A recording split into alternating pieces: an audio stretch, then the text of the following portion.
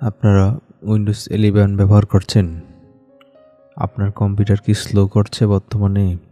এটা হতে পারে আপনার টেম্পোরারি ফাইলের কারণে। আজকের ভিডিওতে আমি আপনাদেরকে দেখাবো কিভাবে খুব সহজেই টেম্পোরারি ফাইলগুলো মুছবেন আপনার পিসি থেকে এবং দ্রুত কাজ করবে আপনার কম্পিউটার। শুরুতেই আমরা স্টার্ট বাটনে চলে যাব। স্টার্ট বাটন থেকে আমরা যদি উপরে যাই, এখানে আমরা ক্লিক করার পরে আমরা এখানে রান লিখব, আর ইউএন রান। দেখেন রান লেখার পরে অটোমেটিক্যালি চলে আসছে যে রান সিস্টেম। এখান থেকে আমরা ডাবল ক্লিক করলে সাথে সাথে আমরা এই যে রান অপশনটা আছে এটা চলে আসবে, এরকমভাবে ওপেন হবে। এখানে দেখেন আমি যদি ক্লিক দিয়ে দেখেন এখন পর্যন্ত এটা খালি আছে। আপনাদেরকে দেখানোর জন্য আমি এটা এখন পর্যন্ত খালি রেখেছি, কুকিজ ক্লিয়ার করে একদম সম্পূর্ণ ক্লিয়ার করে রেখেছি। এই রান অপশন থেকে আমরা আমাদের কম্পিউটারকে কমান্ডের মাধ্যমে আমাদের কম্পিউটারের যাবতীয় টেম্পোরারি ফাইল যেগুলো রয়েছে এগুলো আমরা ডিলিট করতে পারবো। শুরুতেই আমরা কিভাবে, এটা ছাড়াও আমরা আর অন্য একটা সিস্টেমে আমরা এই রান অপশনটি ওপেন করতে পারি।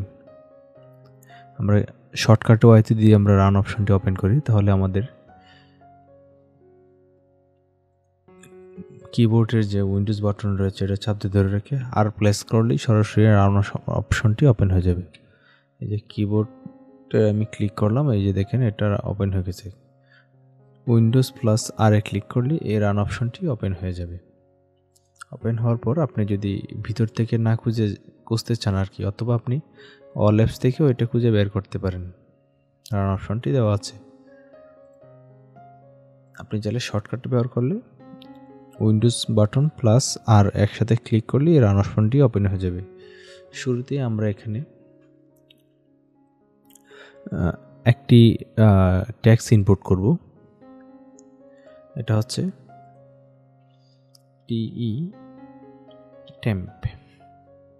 টেম্প লেখার পর আপনি এন্টারে ক্লিক করবেন।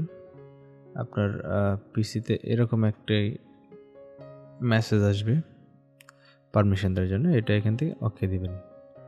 ওকে দেওয়ার পর আপনার এইরকম একটা মেসেজ আসবে। আপনার কম্পিউটারে যদি কোনো টেম্পেল থাকে তাহলে এইগুলো আসবে।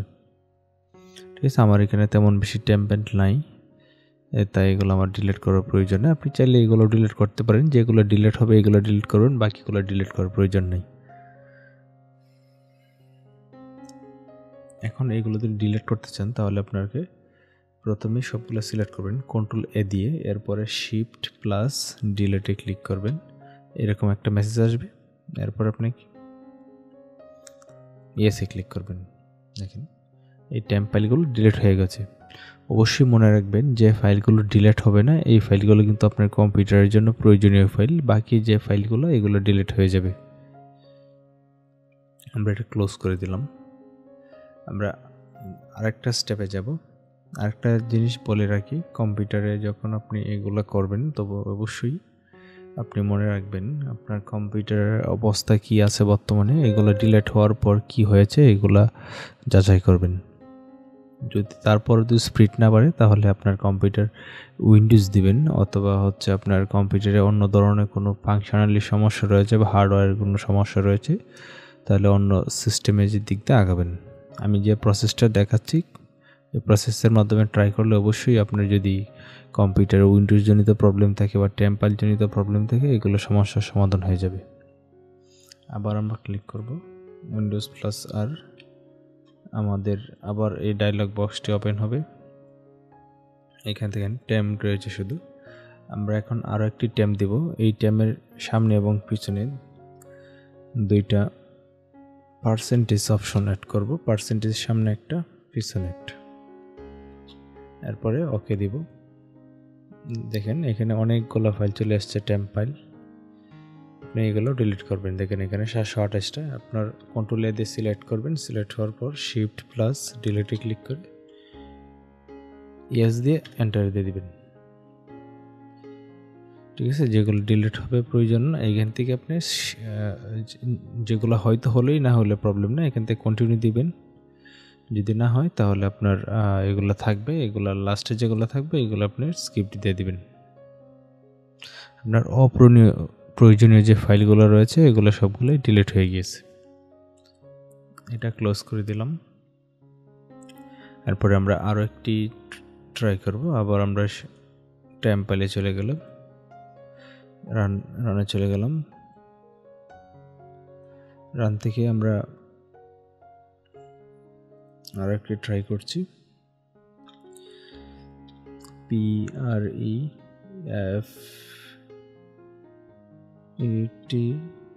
PREFETCH লেখার পর আবার এন্টারে ক্লিক করবেন। আবার একটা পারমিশন চাইবে, এখানে কন্টিনিউ দিবেন।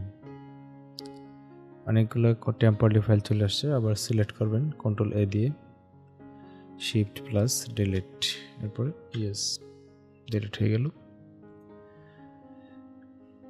ঠিক আছে, আপাতত আমি আপনাদেরকে এগুলোই দেখালাম।